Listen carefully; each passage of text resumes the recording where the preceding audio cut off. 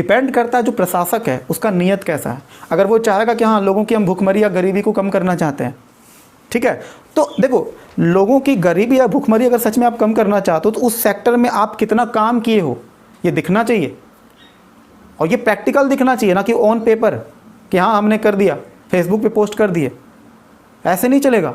तो लोगों के लिए सच में अगर आप जैसे भारत का भी देख लो, हंगर इंडेक्स में लगभग 96 या 98 के आसपास जो रैंकिंग है, जबकि सोचो विश्व में हम लोग 7वें 6ठे नंबर पे आए हैं ना, अर्थव्यवस्था के मामले में 6ठे नंबर पे हैं।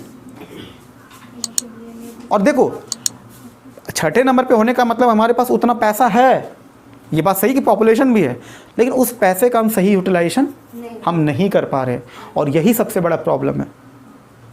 इस प्रॉब्लम को थोड़ा आपको समझना पड़ेगा, वो भी डीप समझना पड़ेगा।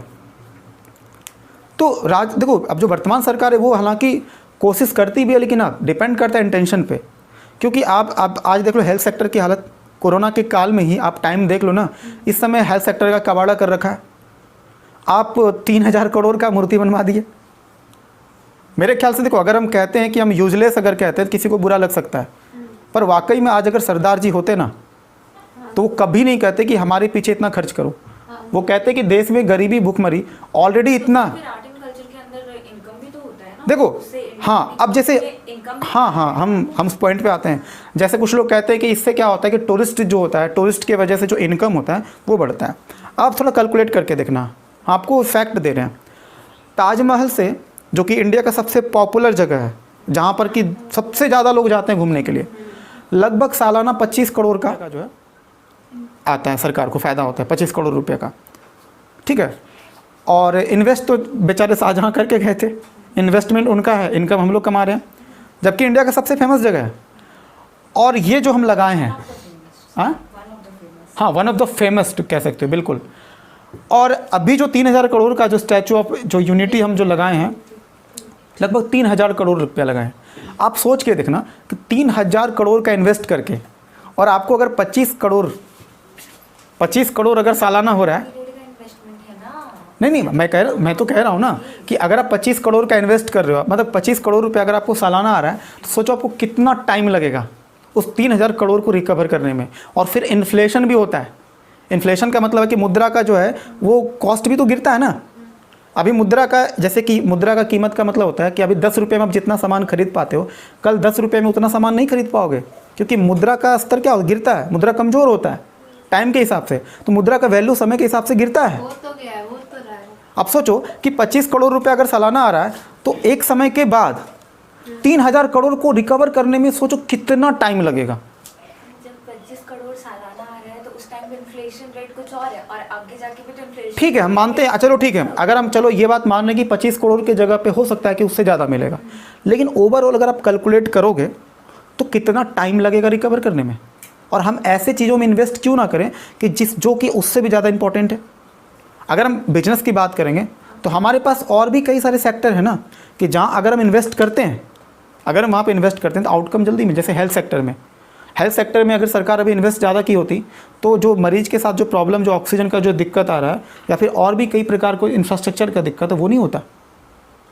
ये आउटलुक नहीं हो पाया। अगर आउटलुक होता तो हाँ, ये आप अभी बोल सकते हैं कि वो जो राम मंदिर वाला इन्वेस्टमेंट है वो गलत है, उस चीज़ पर राम देखो ऐसे कई, लेकिन जब वो स्टैचू बिल्ड हुआ, स्टैचू ऑफ यूनिटी, उस वक्त इन सब चीज़ों का सर्कमस्टेंशियली किसी को भी आइडिया नहीं था कि ये सिचुएशन इंडिया फेस, हम सिचुएशन की बात नहीं कर रहे हैं। देखो भारत में एक चीज़ बताते हैं, हेल्थ सेक्टर, ये बात सही कि क्राइसिस है नो डाउट, लेकिन ये बात भी दूसरा फैक्ट है कि भारत में जितने डॉक्टर हैं या फिर जितना हेल्थ के लिए जितना हॉस्पिटल्स बनाए गए हैं, जितने पॉपुलेशन के हिसाब से अगर हम बात करें, जैसे कि लगभग अभी का पॉपुलेशन लगभग 138 करोड़ के आसपास है, तब भी जैसे कोरोना नहीं भी आया होता तब भी हम लोगों के लिए उतना पर्याप्त नहीं था, हम ये कहना चाह रहे हैं। बट ये भी बात है ना कि इंडिया में थोड़ा ज़्यादा आर्ट एंड कल्चर पे फोकस किया जाता है। दिस इज समथिंग जो ओके अगर हम हाँ अगर हम बात करते हैं, हाँ हम अभी इस पॉइंट पे आते हैं कि अगर हम बात करते हैं कि भारत में जो पुरानी सभ्यता और संस्कृति को संरक्षण की बात अगर करें तो भारत के पास इतने सारे कई सारे जो पड़े हुए हैं, कई सारे जो पुराने स्थल है,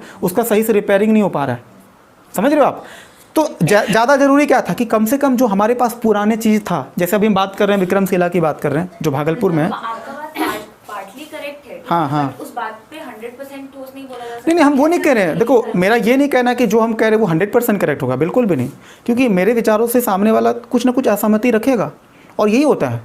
100% मेरा बात करेक्ट कभी नहीं हो सकता है। बस मेरा अपना पॉइंट ऑफ व्यू है कि उस पैसे को उसके जगह बजाय किसी और चीज़ पर हम इन्वेस्ट कर सकते हैं, क्योंकि सरदार सरोवर बांध जहाँ पे बनाया गया है उससे इलेक्ट्रिसिटी जनरेट तो हो रहा है, लेकिन साथ ही साथ उस बांध के वजह से कई सारे लोगों का, आदिवासी लोगों का ज़मीन भी डूबा है।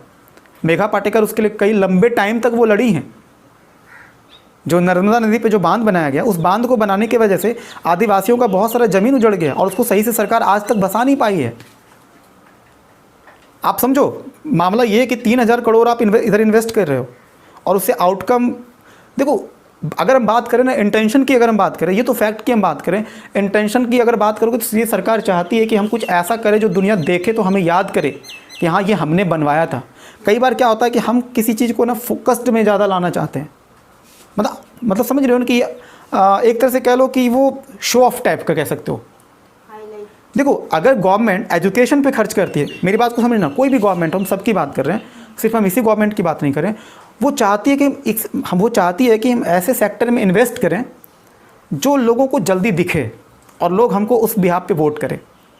जैसे कि जो सुरंग बनाया गया था उसका लोकार्पण, मतलब कि उसका भी हुआ था, उद्घाटन हुआ था। उसके अलावा जो रोड बनता है, रोड तुम देखो तेजी से नितिन गडकरी इस मामले में बहुत शानदार काम किए, तो तुम देखोगे कि वहाँ पे अच्छा है काम किया। लेकिन ये तुम देखना कि कोई भी सरकार हो एजुकेशन के मामले में, हेल्थ के मामले में जब भी इन्वेस्ट करती है तो उसका जो आउटकम है ना बहुत लंबे टाइम के बाद आता है। वो 10 साल, वो इन्वेस्टमेंट होता ही नहीं है। हाँ, पहले बात तो वो इन्वेस्टमेंट होता नहीं उस लेवल पे जितना चाहिए होता है, और उसका चूंकि रिजल्ट जब 10 साल 15 साल बाद आने वाला है तो सरकार चाहती है अभी इतना पैसा खर्च करके लोगों को 15 साल बाद पता चलेगा, क्योंकि हमें तो फिर अगले 5 साल में इलेक्शन लड़ना है। इसीलिए सरकार चाहती है कि काम जो करें वो दिखना चाहिए, क्योंकि कहते हैं कि जो दिखता है वही बिकता है। इसी फार्मूले पे सरकार काम करते हैं। हम केवल इसी सरकार की बात नहीं कर रहे हैं, हम हर एक सरकार की बात कर रहे हैं। ऐसा नहीं है कि कांग्रेस की सरकार में शो ऑफ वाला काम नहीं हुआ है। तुम देख लो ना, कई सारे मतलब उनके नाम से कई सारी चीज़ें चल रहा है। सीधे में कहा जाए तो वोट की राजनीति सारी पार्टी करती हैं। लेकिन ये बात सही है कि जैसे हम बुलेट ट्रेन की बात करते हैं, बुलेट ट्रेन हमारा ज़रूरत है, लेकिन उस बुलेट ट्रेन की आप पॉजिटिव परसेप्शन भी है और नेगेटिव परसेप्शन भी है। जिस देश की जनता भूखी हो, गरीब हो, और जहाँ पर कि जो नॉर्मल ट्रेन है वही टाइम पे नहीं पहुँच पाता है, और ऐसे में अगर हम बुलेट ट्रेन की बात करते हैं, बुलेट ट्रेन में कितने सारे लोग, आम लोग बैठेंगे? बहुत कम। प्लस उसमें जो इन्वेस्टमेंट, सबसे बड़ी बात है जो इन्वेस्टमेंट है वो इन्वेस्टमेंट बहुत ज़्यादा है। क्योंकि अभी तुम इतना मत सोचो, सिंपल सोचो। अगर आपके घर की बात अगर हम करें, तुम्हारे घर में ओबियसली हंगर में बहुत पीछे हो तुम लोग, हर चीज़ में बहुत। अभी तुम अगर इंडिया की बात करोगे ना तो कई मामलों में बहुत पीछे है, हंगर इंडेक्स में बहुत पीछे हैं। तुम मीडिया के लेवल पे चले जाओ, हाँ, मेडिकल सुविधाओं के मामले हम लोग लगभग 155वें नंबर पे, 160 देश में। सोचो 160 देश में 155वें नंबर पे हैं। श्रीलंका, पाकिस्तान हमसे बेहतर है। मतलब कि लोगों को मतलब कितना हेल्थ का फैसिलिटी मिल पाता है, उस हिसाब से हम बात कर रहे हैं। ये हम नहीं कर रहे, रिपोर्ट बता रही है। और ऐसे में अगर अपने घर की सिचुएशन इतनी ख़राब हो तो आप चाहोगे कि जो घर का इनकम हो वो हम मंदिर बनवाने में लगा दें। चलो बेटा तुम लोग मंदिर का देखो, हम देखो ये किए, तुम्हारे बेटा देखो ये, तुम लोगों का जो बेटा होगा ना, मतलब जब मेरा पोता होगा वो देख करके बोलेगा कि देखो दादाजी क्या बनवाए थे। अरे भाई, पोता अगर समझदार होगा ना तो वो कहेगा कि जब मेरा बाप भूखमरी से जूझ रहा था तब मेरा दादाजी मंदिर बनाने में बिजी था। पोता आएगा तब ना। नहीं मालूम, पोता तो आएगा ही नहीं। बाप मर गया पहले तो पोता क्या। अच्छा हाँ, अगर सही बात है, अगर इंफ्रास्ट्रक्चर की कमी से बाप ही पहले निपट गया तो फिर तो टेंशन ही नहीं है।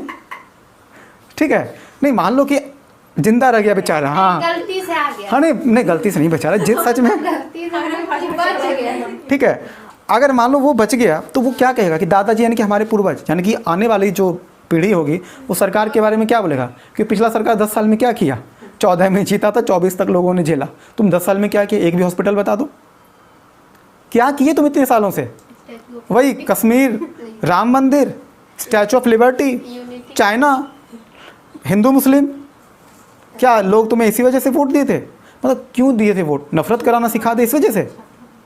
नहीं, कहने का मेरा मतलब है कि हम अगर आपको गार्जियन मानते हैं, प्राइम मिनिस्टर क्या एक तरह से गार्जियन ही हमारे घर के हुए ना, जैसे घर के फादर होते हैं, तो उनका मतलब उनका जिम्मेदारी बनता है कि पहले अपने बच्चों की देखभाल ठीक से कर लें, उसको ज़रूरी चीज़ मिल जाए। अगर वही नहीं मिल पा रहा है तो क्या करना है इतना तामझाम कर करके? बात समझ में आया? तो ये देखो, ये क्रिटिसाइज़ भी हम कर सकते हैं, तो उसके पॉजिटिव भी कई सारे पॉइंट्स तुम कह सकते हो कि देखो एक समय जब एरोप्लेन आया था तब ये भी लोग कह रहे थे कि एरोप्लेन में कितनों लोग आम लोग सफ़र करेंगे, लेकिन आज देखो एरोप्लेन का महत्व है ना। तो ऐसा नहीं कि बुलेट ट्रेन से लोग, एक समय आएगा जब टेक्नोलॉजी सस्ता होगा, क्योंकि अभी वो टेक्नोलॉजी काफ़ी महंगा है, तो जब टेक्नोलॉजी सस्ता होगा तो आम लोग भी उसमें सफ़र करेंगे।